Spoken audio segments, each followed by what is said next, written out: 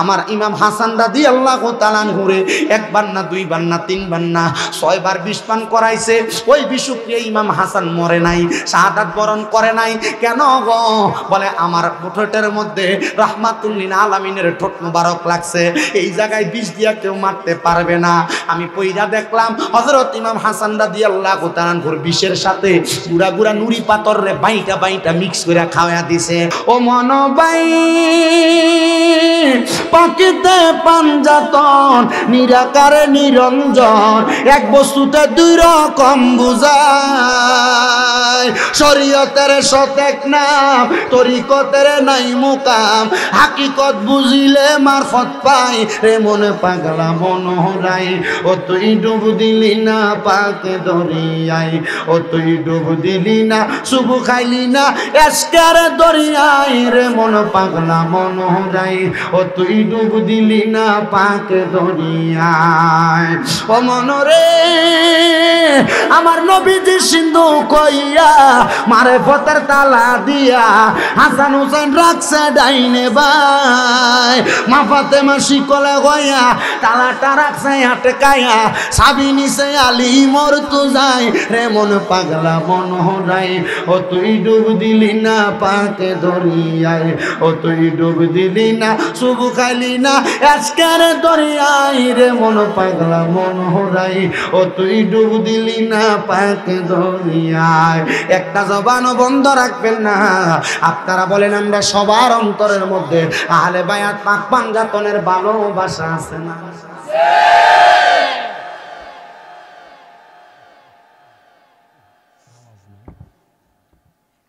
এ মুসলমান কেমন আহলে বাইত জানুনি গো?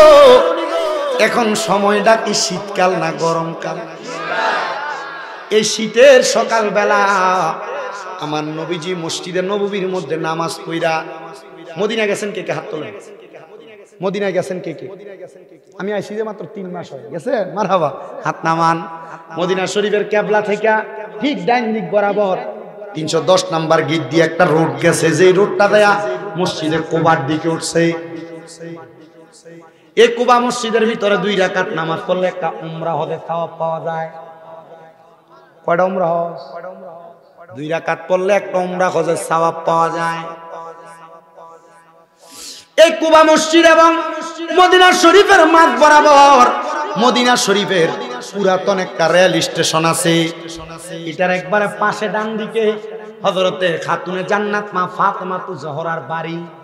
আমার নবীজি প্রত্যেক দিন মাঝে মাঝেই অথবা প্রত্যেক দিন নবীজি মসজিদে নববীতে ফজরের নামাজ পড়া আমার নবীজি অপেক্ষা করতেন। এই আলেম সাহেবরা মেশকাতুল মাসাবির বাবু সলাতের মধ্যে হাদিস শরীফ লিপিবদ্ধ। আমার নবীজি ওই জায়গার মধ্যে অপেক্ষা করতেন যতক্ষণ না সূর্য উদয় হইতো। আর আমরা মসজিদের ভিতরে যাই, মুরকা যেমন ঠুকর দিয়া দিয়া আদার খায়, তাড়াতাড়ি 2টা ডুমা দিয়া মসজিদ থেকে বাইরে হয়ে যাইয়া। সময় নাই, আল্লাহর লগে ব্যস্ত। কথা কইন না কেন আপনারা? আল্লাহর লগে ব্যস্ততা দেখাইনিও।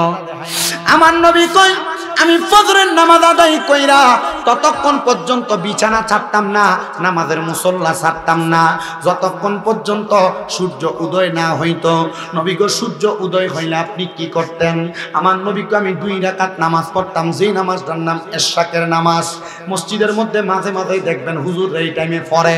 এই এশরাকের নামাজটা পড়া আমার নবীজি শীতের সকালবেলা যেহেতু সূর্য উঠতেছে এমন সময় হয়ে গেছে, আমার নবী কয় কালো রঙের একটা পশমি চাদর লাগায়া, চাদরটার কালারটা কি সাদা না কালা? কি কালার? আমার গায়েরটা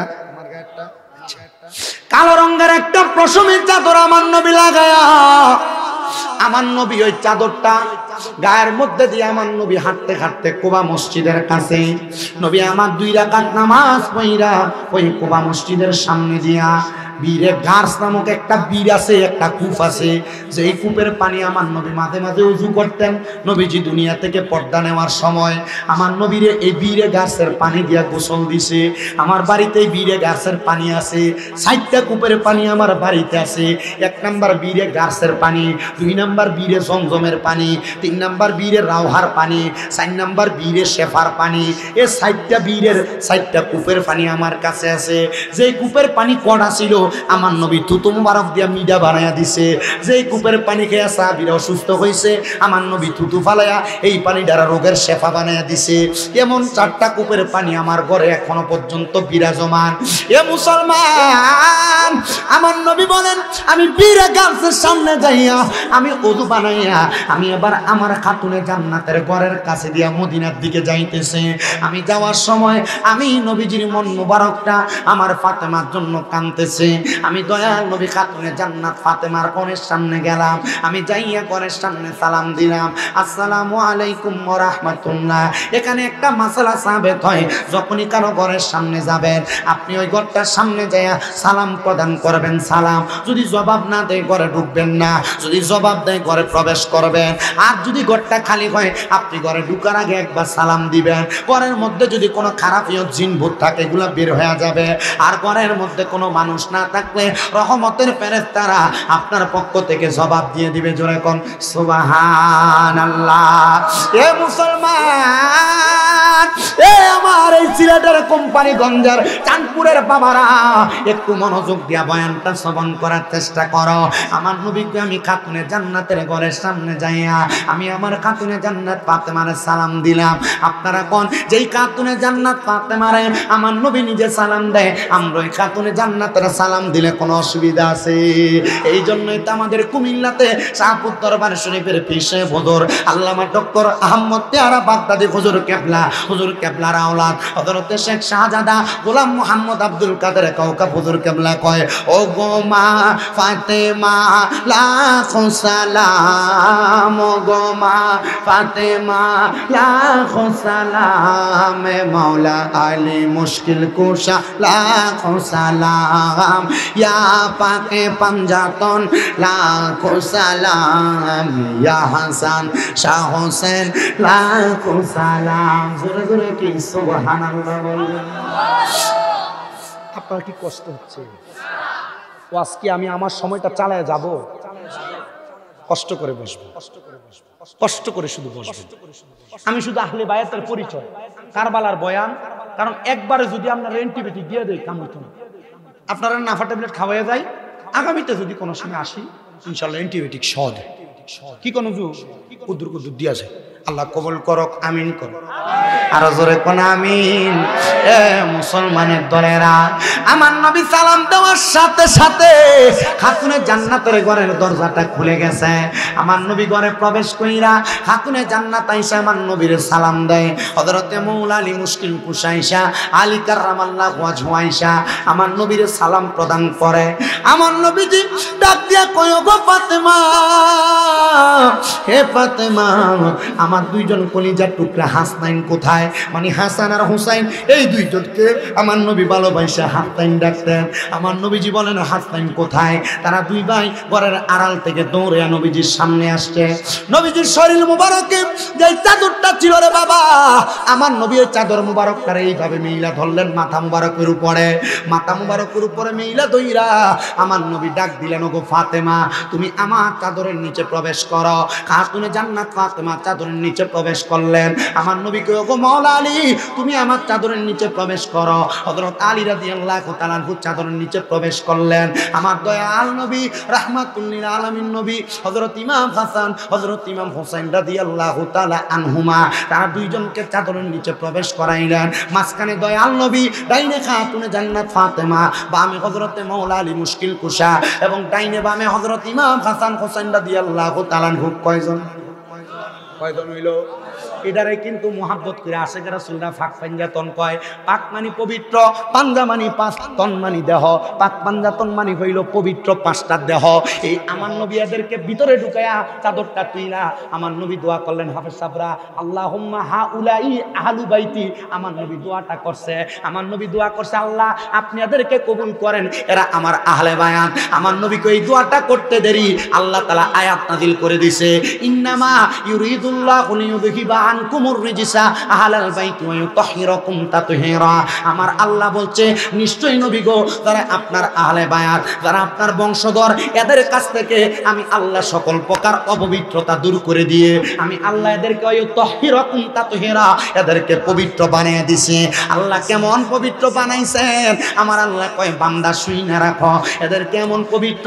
আমার বন্ধু এদের পবিত্রতার বর্ণনা দিবে। নবী গো কেমন পবিত্র? কয় পবিত্রর মধ্যে এক নাম্বার, আল হাসান ওয়াল হুসাইন সাইয়্যিদা শাবাবি আহলিল জান্নাহ। আমার হাসান হুসাইন এমন পবিত্র হইছে, জান্নাতের যুবকদের জান্নাতের সরদার হবে হাসান হুসাইন। আমার ফাতেমা কেমন পবিত্র জানো? বলে নবী কেমন পবিত্র? কয় আল ফাতেমা তু সাইয়্যিদাতুন নিসাই আহলিল জান্নাহ। আমার ফাতেমা জান্নাতের মহিলাদের সরদারিনী। আমার ফাতেমা এমন পবিত্র। নবী গো হযরত মাওলা আলী কেমন পবিত্র? আমার নবী কয়, আনা মাদিনাতুল ইলমি ওয়া আলীকুন বাবুহা, আমি নবী ইলমের শহর, আমার আলী সেই শহরের দরজা। এমন পবিত্র নবী গো। তাহলে আমার আল্লাহ তাআলা তাদেরকে এত পবিত্র বানাইছে। শুধু এত পবিত্র বানায় নাই, এত পবিত্র বানায় নাই। আমার নবী কয়, যখন আমার চাদরটা মেলা, এমন টাইমে আমার একজন স্ত্রী খাতুনে জান্নাতের বাড়িতে ছিল। ওই চাদরটা আলগি দিয়া আমার স্ত্রী বলে, নবী গো আমি চাদরের নিচে ঢুকতে যাই। আমার নবী কয়, না রে স্ত্রী, তুমি তোমার জায়গায় সম্মানিত, আমার আহলে বায়াত আমার জায়গায় সম্মানিত। এই কথা বইলা আমার নবীর কলিজার টুকরা দুইজন নাতি হযরত ইমাম হাসান আর ইমাম হুসাইনকে হাতের মধ্যে ধইরা আমার নবীজি হযরত ইমাম হাসানকে নিলেন ডান কাঁধে, ইমাম হুসাইনকে নিলেন বাম কাঁধে নিয়ে আমার নবী হাঁটতে হাঁটতে মদিনার দিকে যাইতেছে। হাইরে আমার বাবা, ও সিলেটের কোম্পানিগঞ্জের চাঁদপুরের বাবা, আমার নবী যখন দুইটা নাতিরে কান্দে নিয়া নবী যখন মদিনার দিকে যায়, একজন সাহাবী দেখা কয়, দেখছুনি কত দামি সাওয়ারি, মানে যেইটার উপরে উঠছে আমার নবীরে বলতেছে কত দামি সাওয়ারি। আমার নবী ঘাড় মুবারকটা ফিরাইয়া ওই সাহাবীরে কয়, শুধু সাওয়ার দামি না, সাওয়ারের উপরে যেই দুইজন সাওয়ারি আছে তারাও দামি। মানে নবীজি বলছেন আর কি, যে দুইজন নাতিরে কাঁধে নিছে। হাসান হুসাইনের ভাগ্য কত ভালো যে তারা যেই যার কাঁধে উঠছে উনি কত দামি। আমার নবী ঘাড় মুবারক ফিরে বলছে, এই সাহাবী, শুধু আমি দামি না, আমার উপরে যেই সাওয়ারি আছে তারাও দামি। এই জন্য আশেক বলছে না, হুসাইনেরই রক্তে গড়া আমাদের ইসলাম, হুসাইনেরই রক্তে গড়া আমাদের ইসলাম, ইসলামেরই জন্য তিনি দিয়ে গেলেন প্রাণ। তারার মাহফিলে দেখবেন উহুদের যুদ্ধের বয়ান, বদরের যুদ্ধের বয়ান, খন্দকের যুদ্ধের বয়ান, ইয়ামামার যুদ্ধের বয়ান, তাবুকের যুদ্ধের বয়ান, কারবালার যুদ্ধের বয়ান নাই। কেন নাই? কারণ কারবালার যুদ্ধের বয়ান করলে আমার নবীর ইলমে গায়েবের ওয়াজটা ফাঁক হয়ে যাইব। কারণ আমার নবী কইয়া গেছে, এ হাসান হুসাইনের আম্মা জান, ওয়াজটা আইতেছে কিন্তু সামনে, নবীজি ওই সময় গায়েবের খবর দিয়া গেছে। বলে হুজুর নবী কেমনে গায়েব জানে? এ বাবা, সূরা জিনের শেষ দুই আয়াতে দেখবা আমার আল্লাহ তাআলা ঘোষণা করছে, আমি আমার গায়েবের খবর কাউরে দেই না, ইল্লা মানির তাদমির রাসূল, আমার রাসূলকে ছাড়া। আমি যদি আমার হাতের মধ্যে এক কাপ চা, এই চাটা কেউ খাইতে পারবে না সভাপতি ছাড়া। তার মানে চাটা খাইতে পারবো কি? কেউ খাইতে পারবে না। কে ছাড়া? সভাপতি ছাড়া। তার মানে বোঝা যায় সভাপতি ছাড়া খাইতে পারবে। আমার আল্লাহ কয়, আমি আমার গায়েবের খবর কাউরে দিই না, ইল্লা মানির তাদমির রাসূল, আমার রাসূলকে ছাড়া। আমার আল্লাহ কয়, আমি আমার গায়েবের খবর আমার রাসূলকে দেই, আর কাউকে দেই না। এবার আপনারা বলেন, ওই রাসূলের গায়েবের প্রতি আপনার বিশ্বাস আছে না? না,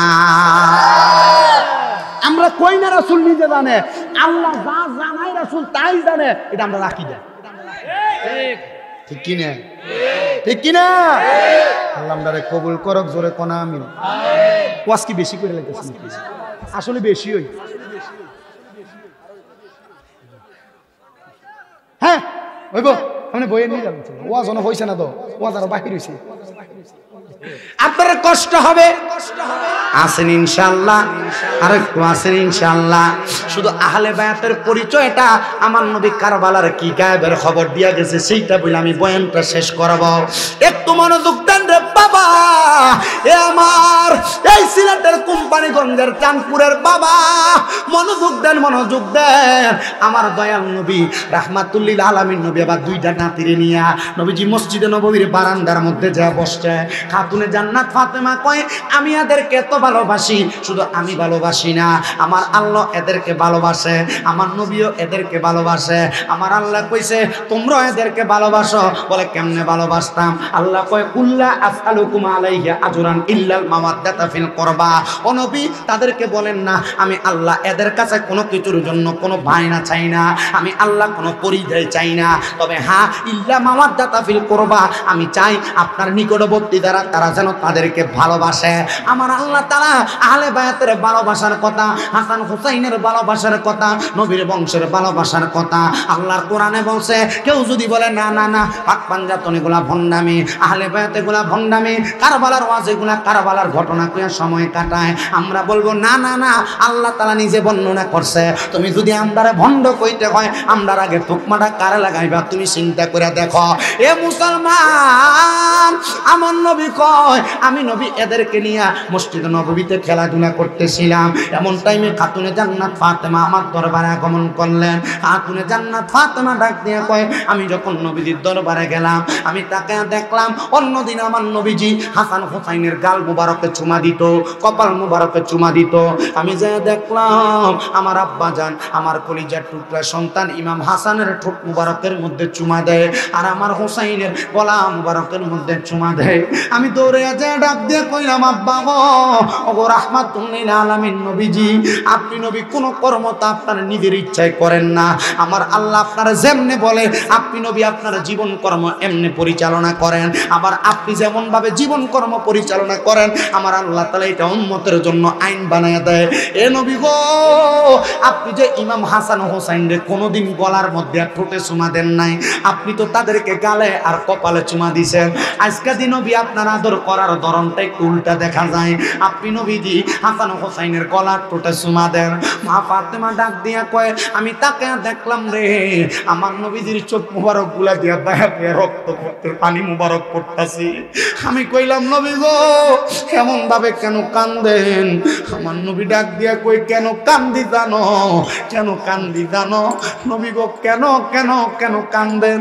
নবী কয়, ফাতেমা আমি যখন তাদেরকে আদর করতেছিলাম, জিবরাইল আমিন আইসা কবর দিছে আমার হযরত ইমাম হাসান রে, ওই কারবালার ময়দানের আগে কুফা নগরীর মানুষ হাসান রে বিষপান করায় দিব। আমি নবী হাসানের ঠোঁটের মধ্যে এই জন্য চুমা দেই যেন বিষক্রিয়া হাসান রে মারতে না পারে। আল্লাহর কসম করে বলি, আস্তাবারিকুল মুখনিকা পহিরা দেখলাম আমার ইমাম হাসান রাদিয়াল্লাহু তাআলা আনহুরে একবার না দুইবার না তিনবার না 6 বার বিষপান করাইছে। ওই বিষক্রিয়া ইমাম হাসান মরে নাই, শাহাদাত বরণ করে নাই। কেন গো? বলে আমার ঠোঁটের মধ্যে রাহমাতুল্লিল আলামিনের ঠোঁট মুবারক লাগছে, এই জায়গায় বিষ দিয়া কেউ মারতে পারবে না। আমি পইরা দেখলাম হযরত ইমাম হাসান রাদিয়াল্লাহু তাআলা আনহুর বিষের সাথে গুড়া গুড়া নুরি পাথর রে বাইটা বাইটা মিক্স করে খাওয়া দিছে। ওই বিষক্রিয়ায় মারা যায় নাই, শহীদ হয় নাই। হযরত ইমাম হাসান রাদিয়াল্লাহু তাআলা আনহু পাথরের গুড়াগুলা পেটে যাওয়ার কারণে এই দুনিয়া থেকে বিদায় হইছেন। হযরত ইমাম হাসান যখন বিদায় হয়ে যায়, হযরত ইমাম হাসান একবার নানা কইয়া চিৎকার মারছে। ইমাম হুসাইন ডাক দিয়া কয়, হায় রে আমার ভাই মনে হয় চিৎকার মারছে, কারণ দুনিয়াতে কেউ ব্যথা পাইলে আল্লাহ গো কইয়া ডাক দেয়, মা গো কইয়া চিল্লানি মারে। আমরা দুইটা ভাই আছি, নানারে বেশি ভালোবাসি। দৌড়ে মালিক ইবনে মারওয়ান সহ আমার নবীজির কলিজার টুকরা নাতি ইমাম হাসানের কাছে যায় হযরত ইমাম হুসাইন বারবার কয়, আপনারা কে বিষপান করাইলো? একবার বলেন আমার তরবারি দিয়া তার গর্দান আলাদা করে দিব। ইমাম হাসান ডাক দিয়া কয়, ভাই ইন্নাল্লাহা মাআস সাবিরিন, নিশ্চয় ধৈর্য ধারণকারীর সাথে আমার আল্লাহ আছেন। এখন যদি আপনি তাদেরকে মেরে ফেলেন, আমার নানার উম্মতেরা, আখিরি জামানার নবীর উম্মতেরা কিয়ামতের আগে কার কাছে ঈমানের পরীক্ষা দিবে। এই জন্য দেখবেন এখনো পর্যন্ত হাসান রাদিয়াল্লাহু তাআলা করে বিষপান করাইন না, হোসেন রাদিয়াল্লাহু তাআলা করে শাহাদাত করেন না। এজিদের বংশধর আর পেতার তারার দেখা যায়, যারা আয়েশা সমাজে কয় এজিদের কোনো গুনাহ ছিল না, এজিদের নামের পরে রহমতুল্লাহ আলাইহি কোন যাইব। এই আছে না? কষ্ট হইতে সামনে এ বন্ধুরে ইমাম হুসাইন বারবার জিগায় কে আপনারে বিষ পান করাইলে একবার বলেন না, এবার আশিকিটা সুরে সুরে বলে আরে ও ভাই কহে একবার শুনি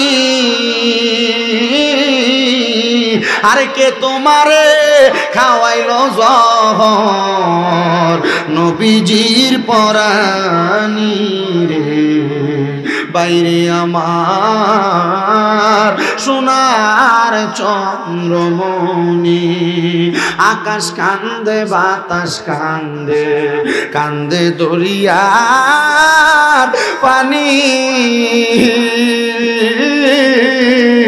ওরে দুই পুত্র রাইয়া কান্দে জান্নাতে ফাতেমা জননী রে বাইরে আমার সোনার চন্দ্রমণি আল্লাহ বলে ও জিবরাইল জিবরাইল যাও না রে চলিয়া ওরে 70,000 ফেরেশতায়ানো জানাজার লাগিয়া রে বাইরে আমার সোনার চন্দ্রমণি ছোট ভাই কয় বড় ভাই গো ও ভাই কেমনে যাও চলিয়া ওরে আজকে থেকে গেলাম গো আমি বাইহারা হইয়া রে বাইরে আমার